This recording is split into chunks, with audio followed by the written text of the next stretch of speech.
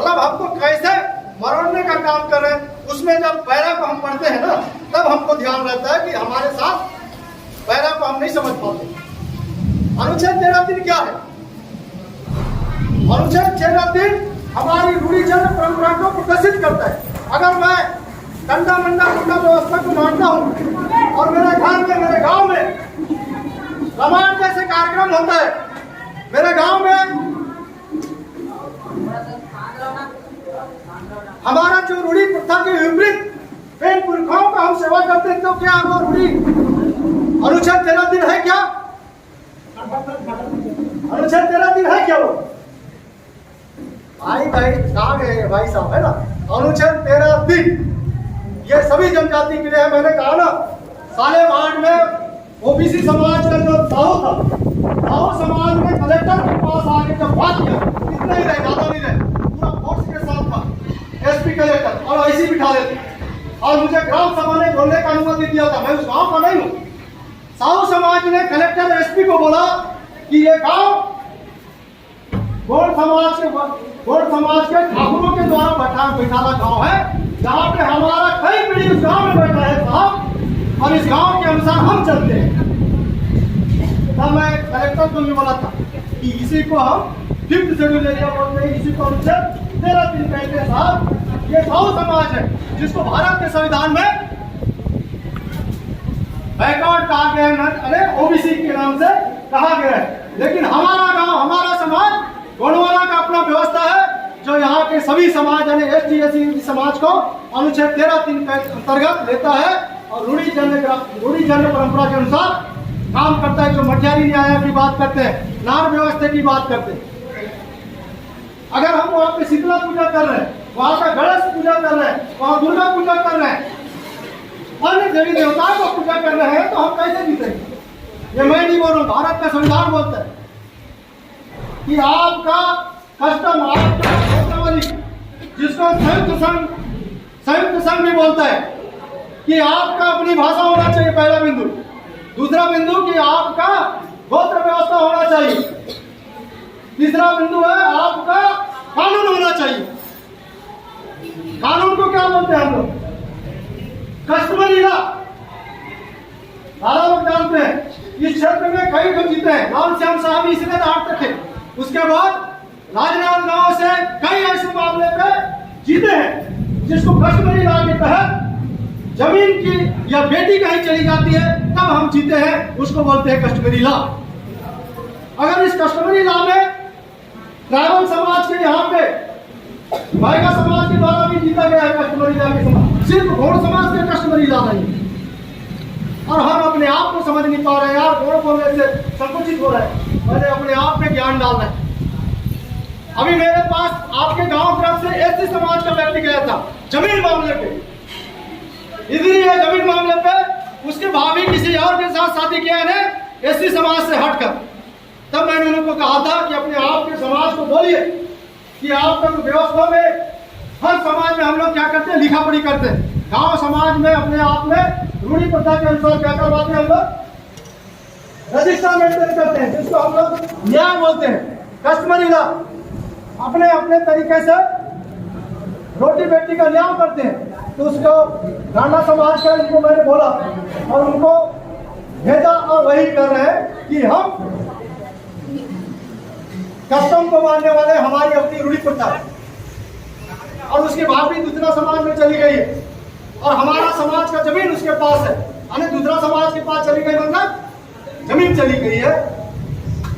तो ऐसे हमको लड़ना पड़ेगा। और निश्चित ही ये हम लोग नहीं कर पाए। जो मैं बता रहा था 5th शेड्यूल के अंतर्गत जो प्रारूप है, जो प्रावधान है, जैसे अभी आप लोग समझ रहे हैं पेशा नियम जब समझ में आ रहा होगा, और पेशा नियम को बनाने से पहले क्या तैयार किया गया था, क्यों नहीं थी, क्या तैयार किया था पेशा नियम को बनाने से पहले? प्रारूप। क्या तैयार किया था? प्रारूप। अब मैं 5वीं अनुसूची क्षेत्र का प्रारूप को नहीं समझ रहा हूँ। 5वीं अनुसूची के अंतर्गत क्या प्रारूप है, क्या क्या बिंदु को सम्मिलित किया गया था, मैं कैसे 5th शेड्यूल को परिभाषित करवा सकता हूँ, मैं कैसे 5वीं अनुसूची के अनुच्छेद 13(3) को परिभाषित करवा सकता हूँ? हम लोग अभी भी भंग में हैं। वन अधिकार की बात करते हैं, चूंकि मैं जिला पंचायत का सदस्य हूँ।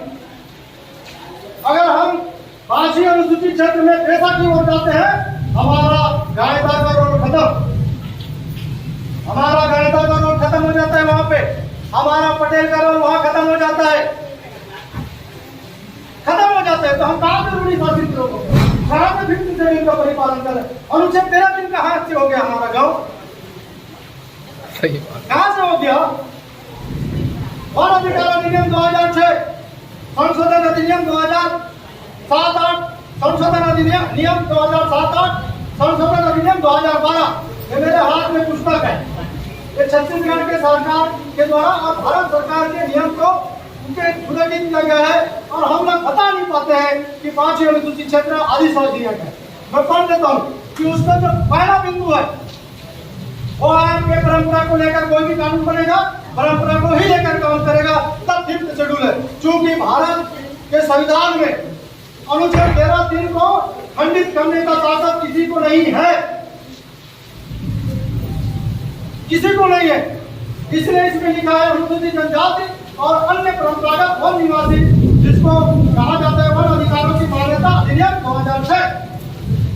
ठीक है, क्या बोल रहा है, ये बोल रहा है कि अनुसूचित जनजाति और अन्य परंपरागत वन निवासी, अन्य ऐसे भी और जनजाति जो अनुसूचित जनजातियों के अनुरूप गांव में अनेक जंगलों में निवास करके जीवन यापन कर रहा है, उसके लिए कानून है, ये उसके लिए कानून है। हम ओबीसी को भी वन अधिकार अधिनियम के तहत पट्टा देते हैं, पर महात्मा ने दिन पहले भी ऐसा बात है, नोटरी का है, तो ये कानून हम ना भी परमिट करते। अरे हमारे बाप दादा ये राउत है, कलाल है, साहू है, ऐसे नहीं बोलते थे, फिर भी जमीन देते थे। और ये उसी को बोला है कि और भी ऐसे समाज गैर परंपरागत, अरे गैर आदिवासी जो हमारे परंपरा के अनुसार जीवन यापन करते हैं, उनके लिए भी हम लोग कहते हैं, बोलते हैं अधिकार दे रहे हैं। तो भैया हमको क्यों बेवकूफ बना रहे हो यार। हमारे गांव में पहले भी था, आज भी नोट देते हैं, लेकिन और इसमें कमी है कि यह बोलता है कि गाय का पंजाब का जमीन नहीं है, क्यों नहीं है, क्यों नहीं है। सुन लो भैया, काम आ जाएगा, किसी एक गांव में भी काम करेंगे ठीक हो जाएगा। ये कानून क्या बोल रहा है कि भैया वन अधिकार पत्रक कौन सा कहता हूँ, पटेल बाटे बता दो, हाथ खड़े करके। मैं जिला पंचायत का सदस्य हूँ, कौन मारता है वन अधिकार अधिनियम का पट्टा अनेक जिलों से पाटन के लिए, कौन मारता है, कौन मारता है, अभी बता दीजिए। जुनी जी बताइए, कौन मार रहा है। सरकार मार रहा है। सरकार में कौन कौन लोग हैं जो दस्तखत करते हैं। वन समिति बना है जिसका अध्यक्ष है गांव में, वो दस्तखत करता है, और उसके बाद जनपद में जाता है, जिला पंचायत में जाता है, और जिला समिति है जिसमें कलेक्टर है, सहायक आयुक्त है, वो दस्तखत करते हैं, सब डाला जाता है। मतलब पटेल और नायता क्या हो गया, फिर हम कहाँ से चिल्ला रहे हैं, महानाट्य महाराज, कहाँ चिल्ला रहे हैं महानाट्य महाराज। यहाँ तो बांट रहा है हमारा जमीन जंगल का कौन, वन समिति के अध्यक्ष, तो हमको क्यों बेवकूफ बना रहे। वैसे पेशा नियम भी है, पेशा नियम हमें पंचायत अधिनियम भी हमको बर्बाद कर रहा है। एक गांव में कई घनश्याम ऐसे कह सकते हैं, वन अधिकार अधिनियम के अलग समिति के अध्यक्ष, और इधर गौठान के अलग अध्यक्ष, न्याय समिति का अलग, न्याय समिति का अलग। तो गांव का रूढ़ी समाज में जो ग्राम सभा होता था, जिसमें हर समाज के बैठ के एक गांव के लिए निर्णय लेते थे, चाहे वो कोई भी केस हो, लड़ाई झगड़ा भी हो, जमीन का मामला हो, ठीक है। ये सारा चीज का निपटारा 5th शेड्यूल में है, भारत के संविधान के अनुच्छेद 13(3) में है, भारत अधिनियम में है। भारत अधिनियम 1935 में स्पष्ट है, और हम कहाँ में कुछ बनते जा रहे हैं। मतलब रूढ़ी पट्टा गाँव में रूढ़ी ग्राम सभा को पूरा बर्बाद कर रहे हैं, कह रहे हैं कि नहीं आप लोग तैयार हो जाइए, कर रहे हैं। क्योंकि मैं जिला पंचायत का सदस्य हूँ, मैं इसलिए कह रहा हूँ कि मैंने दादा मकान से सीखा है। जैसे हमारा भाई साहब बोल रहे थे ना कि भैया आप कितना भी चिल्लाइए, लोकतंत्र के नाम से हमको छना है, अनेक गंजा भी, बलात्कारी भी, विधायक बन सकता है, सरपंच बन सकता है, और कई जन का मर्डर किया है, हत्यारा भी विधायक बन सकता है, सरपंच बन सकता है। ये लोकसभा की खूबसूरती बोलते हैं। बताइए, ये लोकतंत्र की खूबसूरती, यही खूबसूरती है क्या लोकतंत्र का? बताइए कितना बड़ा हमारे साथ धोखा हो रहा है, हमारे साथ कितना बड़ा धोखा हो रहा है। और इन लोग जाके क्या ये हमारे लिए बात करेंगे? कहाँ करेंगे आप बताओ? इसलिए दादा बरकाम ने कहा कि गोंडवाना आपको एक दिन समझ में आएगा और उसका एक झंडा रहेगा जो लोकतंत्र की बात आएगा। गोंडवाना गठबंधन पार्टी से आप जाइए, जैसे मैं जिला पंचायत में गया हूँ, हमारे साथ सरपंच में है, हमारे साथ जनपद में है, और जाके हम सामान्य सभा में बात रखते हैं कि ये गलत है, और वो कहा जाता है, सरकार को जाता है। सामान्य सभा का जो बैठक होता है, जिला पंचायत का सामान्य सभा का जो बैठक होता है, संबंधित अधिकारियों को जाता है, कलेक्टर को जाता है, संसद को जाता है, विधायक को जाता है, और सरकार को जाता है, यानी कोई भी सरकार हो रहे। ये सामान्य सभा के बैठक में कोई भी बिंदु अगर हम बात करते हैं, वो बिंदु को लिपिबद्ध करके भेजा जाता है। जब मैं शपथ ग्रहण किया था उसी समय बोल दिया था कि आप अपने अनुसार कोई काम नहीं करोगे, गांव चाहेगा तब गांव में विकास की बात करोगे, और वैसी काम होना चाहिए। मैंने जिला पंचायत में जाने के बाद कहा 5 अनुसूचित क्षेत्र है, और 5 अनुसूचित क्षेत्र में बयान गांव के आप एक बाथरूम भी नहीं बना सकता। ये सुप्रीम कोर्ट का जजमेंट है। ना केंद्र सरकार ना राज्य सरकार का भी एक इंच जमीन अनुसूचित क्षेत्र में नहीं है। मैं कागज में रखा हूँ, हर चीज को पढ़ के बता सकता हूँ कौन कौन सा कहाँ का जजमेंट हमारे पक्ष में आया है। जजमेंट हमारे पक्ष में आई है। बताइए, आप बताओ कि हम लोग सांस्कृतिक रूप से कौन सा ऐसा काम किया है एक आध गाँव में? काम करेंगे, बदमाशों की कमी नहीं है, लेकिन काम तो करना पड़ेगा ना। कितने लोग हैं जो जिला प्रशासन को हम नीचे बिठा ले, और हम कह सकते हैं कि भारत के संविधान अनुच्छेद 13(3) का पालन करवाए? कौन सा गाँव है इसे जो किया है? चारामा ब्लॉक में, यूरी जिला में चारामा ब्लॉक में 132 kV के समय है ना, परसोदा में है, परसोदा का गाँव जवानपुरा, वहां पर हम लोग बिठा थे। कमिश्नर बैठा था, तत्कालीन कलेक्टर बैठी थी, वहाँ एसडीएम बैठी थी, वहां पे हम बिठा देते। गांव में मैं जो डोंगर कट्टा की बात कर रहा हूँ, गांव वाले 2 बार गए, उसके बाद मैं काम मना कर दो। ना लोकसभा ना विधानसभा, सबसे बड़ा ग्राम सभा। जब हम ये नारा लगाते हैं तो वो कौन है आज जो हमको थाना में बुलाएगा, और कौन है एसडीएम है जो हमको गांव को थाना में कोर्ट में बुलाएगा ने एसडीएम कार्यालय में। तब मैंने गांव वालों को बोला था, और आप पूछ लीजिए, माइन हटाने के लिए, ग्रेशन प्लांट हटाने के लिए डीएसपी और एसडीएम तत्कालीन समय रही है हेमलता मंडावी, एसडीएम रही है, गांव में गई थी।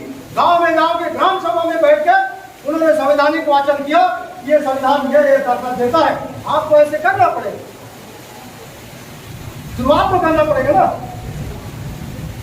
हम कई जगह की, और ये करना पड़ेगा, तब कहीं जाके भारत के संविधान के अनुरूप हम काम कर रहे हैं। ये भारत देश को पता चलना चाहिए, और हमारे जो सांसद विधायक हैं उनको भी पता चलना चाहिए। टाइम बहुत ज्यादा हो रहा है, मैं माफी चाहूंगा, ठीक है, और बहुत सारे वक्ता लोग भी हैं, तो मैं चाहूंगा कि जितने भी हमारे जो प्रशिक्षक हैं वो कृपया करके, मैं बहुत पहले भी हम मुद्दा वालों को बोलते थे कि हम कम से कम डिस्कस करें भारत के संविधान के अनुरूप। हम पहले एक दूसरे को डिस्कस करें। हम जब कहीं जाते हैं तो संवैधानिक परिभाषा अलग अलग हो जाती है, तो हम लोग बदल लेते हैं, बोले हम उधर वाले कुछ अलग बात करते हैं, इधर वाले कुछ अलग बात करते। इनके यहाँ गांव का मामला है, मेरे यहाँ दारू भर्ती का 2 जगह चल रहा है, जामगांव का और एक तो कानपुर का, फोरम से लगा हुआ। उसमें भी जब बात किया तो आप भी जैसे हमारे सर्व आदिवासी युवा प्रभाग का लड़का है, पूरे गांव के लोग खड़े थे, तो मैंने कहा कि यार ग्राम सभा की जब बात किया और 1997 का डिसीजन की बात किया, तो बोले दादा ये तो समता का जजमेंट है, हमारे प्रदेश का नहीं है ना, ये हमारे लिए कहाँ लागू होगा? तो मुझे लगता है कि ये भ्रम थी। देश का किसी भी कोने में, ट्राइबल हिल में कोई भी सुप्रीम कोर्ट हो, चाहे हाई कोर्ट का डिसीजन है, वो हमारे काम आएगा, क्योंकि आपको रिजल्ट देना पड़ेगा। अगर नहीं मानते। धारा अनुच्छेद 140 जितना कहता है कोई भी व्यक्ति न्यायालय की ओर जाने के लिए सक्षम है, तो आपको भी न्यायालय बुलाएगा, तो आप क्या दोगे, क्या बताओगे, क्या डिफरेंस रहेगा आपके पास? कहीं ना कहीं से हम जीते हैं, उसको तो बताएंगे ना। इसीलिए पूरा भारत देश में राजनांदगांव के बाद 2-2 केस को जीते और मध्य प्रदेश के समय 2-2 केस को जीते। पूरे देश में जब हमारे पास हिंदू विवाह नियम की बात आता है तो ये राजनांदगांव डिसीजन जाता है कि भाई go not Hindu and not खुद, ये डिसीजन जाता है। तो फिर वो केस का मांग उठा के देखते हैं और केस का मांग के बाद डिसीजन को पढ़ते हैं और डिसीजन के बाद भारत के संविधान में जो व्यवस्था है उसको मैच करते हैं और कोई भी कोर्ट क्या करता है उसको डिसीजन देता है उसी फैसले के विरुद्ध। तो हम कहीं कहीं गड़बड़ कराते हैं, ऐसे नजर में बोला तो निवेदन है ना, कोई ज्यादा भी पहुंच रहा हो, लेकिन भाई सही है तो ठीक करे, कोई नहीं तो हम ज्यादा भ्रमित हैं। और आप सबको पूरा धन्यवाद देते हुए पानी भी बढ़िया गिरते जमाजम है ना। और कहीं कहीं पे त्रुटि हुई, बहुत सारा चीज है, मैं वैधानिक रूप से लिख के लाया हूँ, आपको बताऊँ बात है ना। मैं पहले एक बात और बताऊँ कि अभी 10 मई है, अभी 10 मई गरियाबंद चुनाव है और 10 मई भी आपके पहाड़ जैसे मामला है ना। पहाड़ जैसे मतलब जामनी पहाड़ जैसे, वहाँ पे 10 मई भी जाने के बाद मैंने और हमारे यहाँ जयनाथ सिंह किरान जी गोवाला का राष्ट्रीय प्रवक्ता है, गोवाला नेशनल पार्टी और वकील भी 4 जगह हम लोगों ने बलरामपुर फिरोजपुर जिला में, जैसे अभी आपको मालूम होगा बचराज का मैं जो बताऊँ, बचराज का भी है ट्रस्ट के नाम से, और वहाँ पे आपका पहाड़िया बाबा का भी है। कई ऐसे जगह है जैसे जामनी पहाड़ जैसे जगह को जीत के हाई कोर्ट से जीते हैं, तो निचले अदालत का कोई ताकत नहीं कि हाई कोर्ट के डिसीजन को गलत करे। तो ऐसी जगह हम सब जीते हैं, तो उम्मीद है कि भाई ऐसी जामनी पहाड़ में भी कई नुकसान है तो ठीक करो निजाम जी। और निजामता हम लोग गुंडागर्दी दिमागी से करना है, दिमागी गुंडागर्दी से हमको आगे काम करना है। तो संविधान के अनुरूप हमको काम करने हो सकता है। जो हमारे महाराजाओं ने अगर लड़ाई के इस व्यवस्था को मनवाने में, अंग्रेजों को मनवाने में अपना लोहा मनवाए थे, संविधान में अपने बातों को स्थापित करने के लिए इन्हीं बातों के साथ अपने वाणी गुलाम बताओ।